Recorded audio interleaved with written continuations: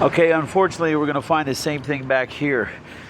The little to no bleed on these areas, and then the buttered seams on the rest of this area. Now, that being said,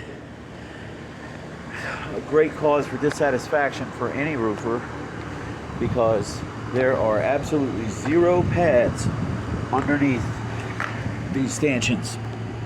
So this is literally cutting into the roof. Do you see that? Let me see if I can get you a good zoom. See over here where it's flat, sitting on the surface, and over here where it's dug in. Decks absolutely must be placed on pads. And the reason being is because they cut in. That 2x4 is dug in. So is that 4x4 way over the corner? Let me see if I can zoom this for you. Boy. How do I do this? Well, this is being difficult. The point is, you can see that 2x4 that's sideways there is digging in. That 4x4, if you can look way over there, that's digging in. It's not a 2x4, it's a 2x6. That one's digging in, that one's digging in. This one isn't really bearing any weight, but that 4x4 is digging in. That one over there in the corner is digging in. This one's digging in.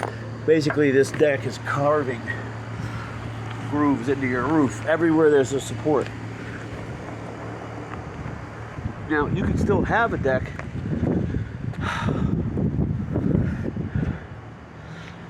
but unfortunately, unless you do it, this is kind of costly. You got 3 square of rubber here,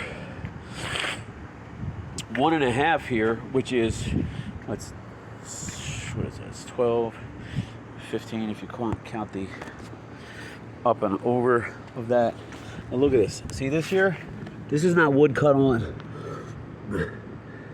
Like cut on, geez. Cut and set on pads. These two are on sloped angles.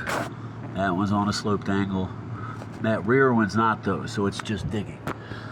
These posts.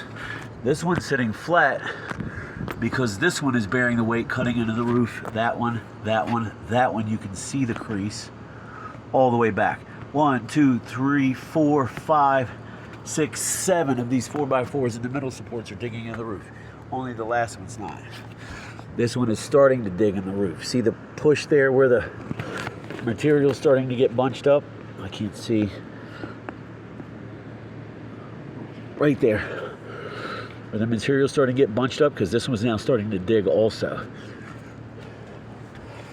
So this just needs a piece of plywood, a jack, and pads underneath every single support. Really, and then they have to be flashed. Really what has to happen, unless you're going to do it, because somebody's going to charge you an arm and a leg, to deconstruct this middle part of the deck, all these planks, go underneath there with the car jack, put it flat on a piece of plywood, and then roll rubber underneath every support, and then put it on the support pads the supply house makes. They're like a honeycomb pattern for load-bearing situations like this, where you're going into a residential area. So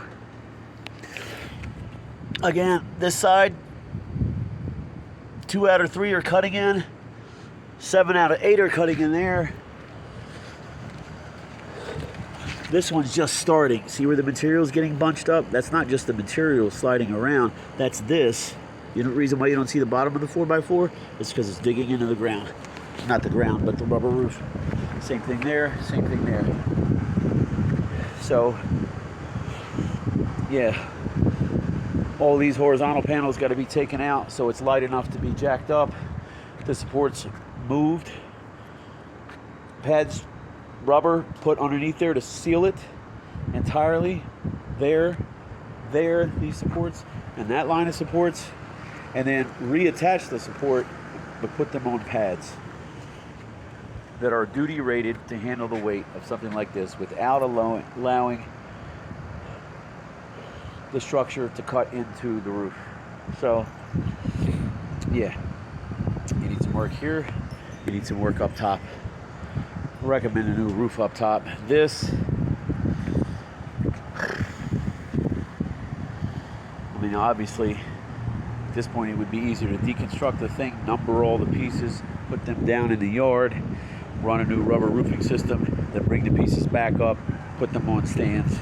Your alternative of that, which is going to be almost as expensive as putting a new roof on just because it's time and labor, is doing a repair. And yeah, it is doing a repair. It's also going to be time consuming. And like I said, almost as expensive as putting a new roof on, because you got to get charged for the time and labor to deconstruct this thing enough to make underneath of it watertight to be able to reattach the supports to foundational bases that are like a honeycomb grid that are made for this type of application, or anything that sits on a roof that's heavy.